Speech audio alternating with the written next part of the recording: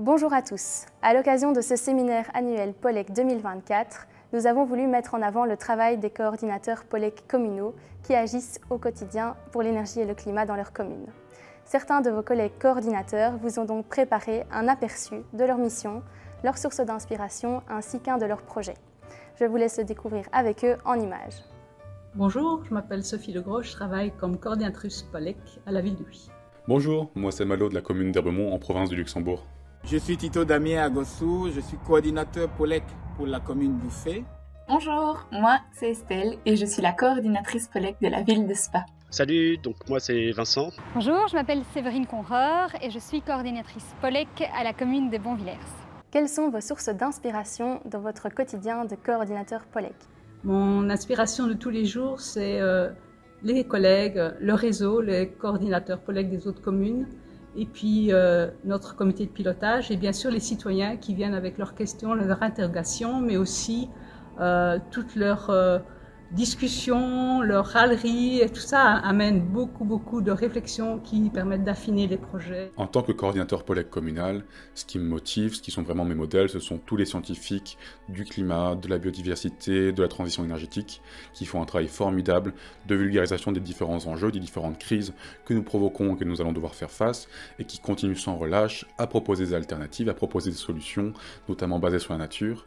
Et moi vraiment, ces personnes-là, en fait, je les trouve incroyables parce que elles ont dédié leur vie à la fois à décrire un environnement qui est en train de se dégrader par notre faute, et ils continuent en fait à promouvoir des modèles alternatifs de société, des modèles alternatifs de vivre ensemble, et ce malgré les différentes pressions qu'ils peuvent recevoir, notamment des lobbies pétroliers, des climato-sceptiques, mais aussi de l'extrême droite.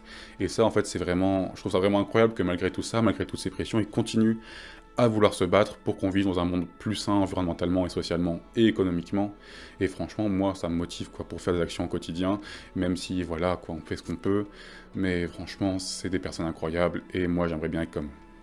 Quelles sont nos sources d'inspiration dans le cadre de l'exercice de notre fonction de coordinateur POLEC? J'ai envie de dire, c'est un constat que je fais à travers tout ce qui se passe dans le monde entier, ne serait-ce la diminution des ressources naturelles, l'état de nos bâtis, donc c'est soit du bâti privé que du bâti public, mais également le constat de ce que certaines personnes sont déplacées aujourd'hui, ce qu'on appelle les réfugiés climatiques. Et donc ça, c'est une interpellation personnelle pour moi, de se dire à quel niveau on se situe en tant qu'être humain, mais aussi en tant que travailleur dans le domaine de résolution au niveau climatique.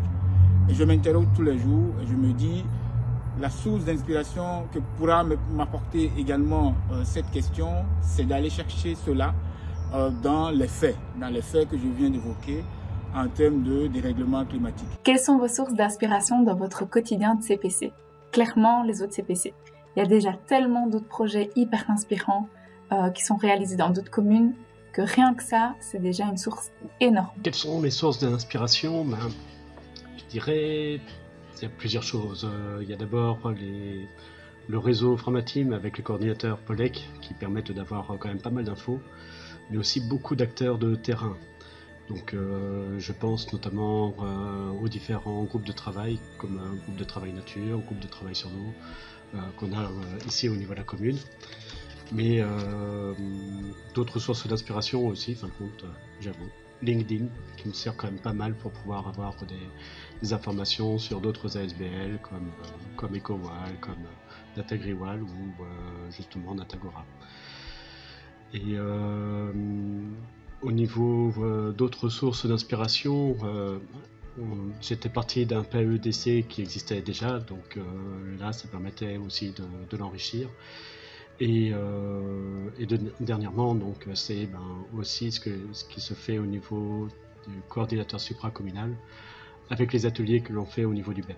Alors ce qui m'inspire au quotidien, je dirais, c'est déjà les échanges que l'on a lors des formations POLEC, les discussions aussi qu'on a entre collègues, et puis lorsqu'on rencontre des citoyens engagés qui développent leurs propres projets sans aide communale, mais ça motive vraiment au quotidien. Quels éléments de votre travail pourraient inspirer vos autres collègues et coordinateurs POLEC?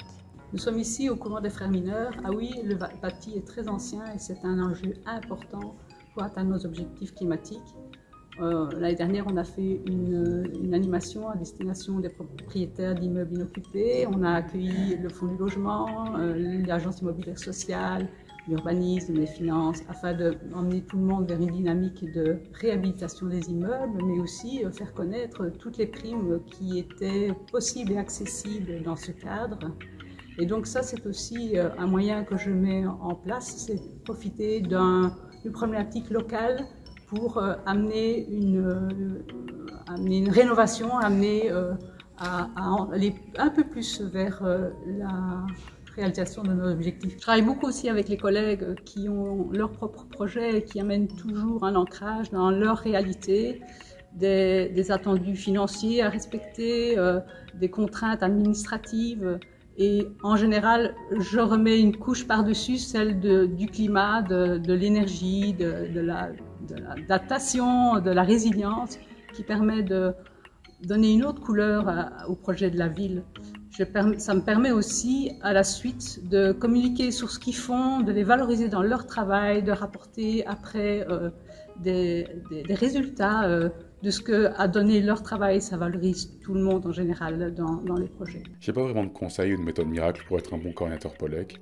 Tout ce que j'ai envie de dire, c'est qu'on a la chance de ne pas faire ce boulot seul, qu'on a plein de collègues à travers la région, donc franchement, il ne faut pas hésiter aux différents ateliers sur le Framatime. Dès qu'on a un blocage, c'est le meilleur moyen de régler ses problèmes. Voilà, donc franchement, compter sur le collectif, c'est ce qu'il y a de mieux. Quelles sont les pratiques, les bonnes pratiques dans l'exercice de notre fonction en tant que coordinateur POLEC? J'ai envie de dire la coopération. La coopération parce que aller vers les autres, aller vers les autres collègues qui sont délocalisés dans certaines communes, mais spécialement dans le GAL Pays de Condruse, travailler ensemble sur des problématiques au niveau environnemental, c'est cela la bonne pratique. C'est aussi le fait de concevoir des projets ensemble, le fait d'exécuter ces projets et de les évaluer à bon escient. Quels sont les éléments de votre travail qui pourraient en inspirer d'autres?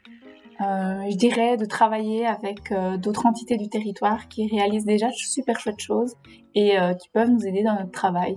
Je pense notamment au CRIE, au GRAC aussi, et à plein d'autres ASBL en fait qui sont présentes sur le territoire. Des conseils. Alors ça, c'est pas facile parce que je pense qu'on est tous un peu dans le même bateau, que le coordinateur POLEC, c'est sympa, c'est le gars qui se trouve dans son coin. Alors le conseil justement, c'est de sortir de son coin, de sortir de sa zone de confort et des fois d'être un peu intrusif, je dirais, pour justement être sur un rôle un peu plus transversal. Donc ça, c'est un des premiers conseils, c'est l'objectif du coordinateur POLEC, c'est de coordonner et donc d'avoir des actions qui se font à plusieurs, quoi. La deuxième chose, c'est d'être, je dirais, un petit peu audacieux aussi, justement, parce qu'il faut arriver à faire avancer certaines choses, il faut battre certaines idées reçues, et pour pouvoir arriver à faire d'autres actions qui soient inspirantes et innovantes. Et on va partir sur un troisième conseil, c'est justement de ne pas oublier qu'on n'est pas seul, qu'il y a d'autres coordinateurs qui sont souvent dans la même galère et que c'est le meilleur moyen entre coordinateurs de se refiler les bonnes infos, les bons tuyaux pour arriver à avancer. Alors je dirais que comme on est une petite commune, on est très vite proche du citoyen. Et donc c'est vrai je suis fort à l'écoute des citoyens, etc. Et quand j'entends une bonne idée, j'essaye d'aller la repêcher.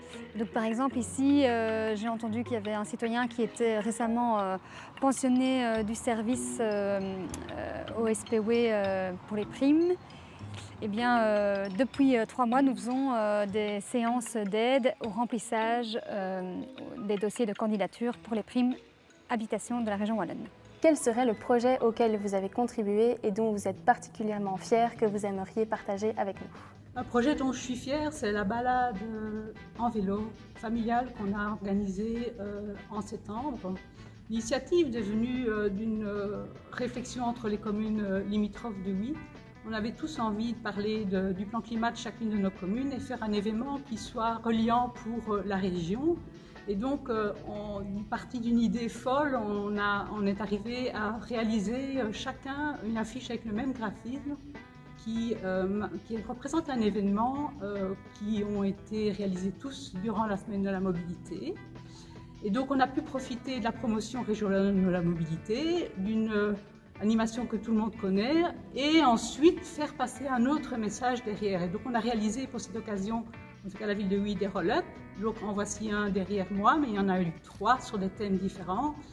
On a pu aussi inaugurer un tronçon, le tronçon du Vissigal, qui avait été porté par le projet, par le GAL Tiget-Chavet à l'origine, et qui a été inauguré à cette intention-là. Et donc, le pouvoir politique a trouvé aussi un intérêt en pouvant montrer enfin un investissement qui arrive à sa fin et qui est chouette et utilisé ce jour-là par tous les cyclistes. Le projet que j'ai préféré porter au sein de la commune d'Herbemont, ça a vraiment été de faire des ateliers de sensibilisation à l'énergie, à l'environnement et à la biodiversité dans les différentes classes de primaire et de maternelle de la commune.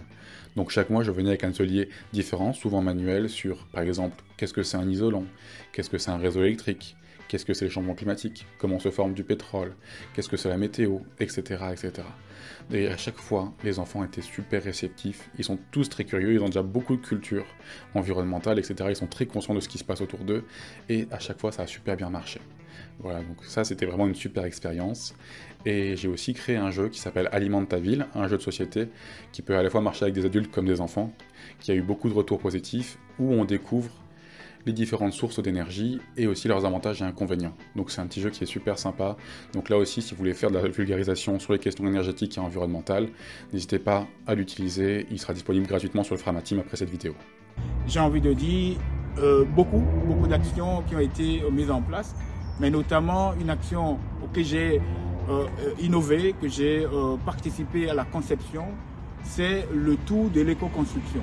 Le tour de l'éco-construction dans le pays de Condruy, c'est-à-dire aller, disons, sensibiliser la population sur comment rénover durablement, sur comment, disons, construire avec les écomatériaux.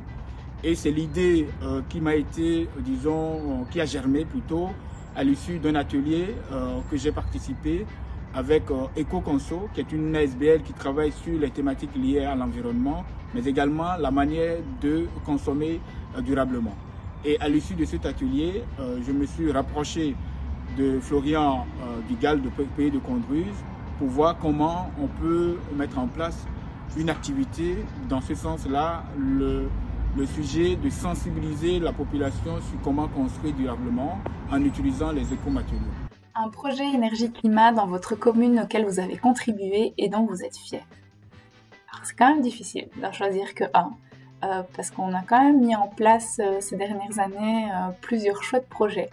Mais vraiment celui qui m'a marqué dernièrement, c'est la semaine de la mobilité ici 2024, ou plus particulièrement le dimanche sans voiture. C'était assez fou de voir cette grande route qui coupe Spa, vide de voitures, mais par contre remplie de citoyens, de familles, d'enfants à vélo, à pied. La ville vivait clairement, mais autrement. Et c'était fou, c'était vraiment fou. Et puis, il y a eu énormément de partenaires aussi différents qui ont fait que cette journée était un véritable succès. Je pense à l'association des commerçants, par exemple, qui a fait un marché des créateurs. C'était trop bien. Vraiment, c'était trop bien. Alors, ce qui est chouette au Beauvillers, c'est que ça bouge énormément d'un point de vue environnemental. On a plusieurs projets. On a su planter 20 000 arbres. On a mis plus de 1000 panneaux photovoltaïques sur les bâtiments communaux. On a une plateforme de rénovation. On a lancé un concours annuel pour les meilleurs trieurs, etc.